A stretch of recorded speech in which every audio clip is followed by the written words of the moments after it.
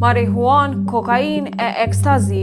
Festa e organizuar për një maj në Shtërpt ka përfunduar me ndërhyrje të policisë dhe sekuestrim të substancave narkotike.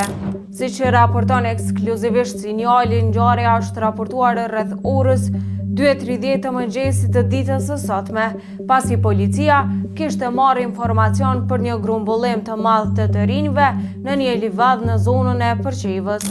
Në ngjarje kanë qenë rreth 100 persona, të cilët dyshohet se po konsumonin substanca narkotike dhe me të mbërritur policia, një pjesë e tyre janë larguar në drejtime të ndryshme, duke e bërë të vështirë kontrollin dhe identifikimin.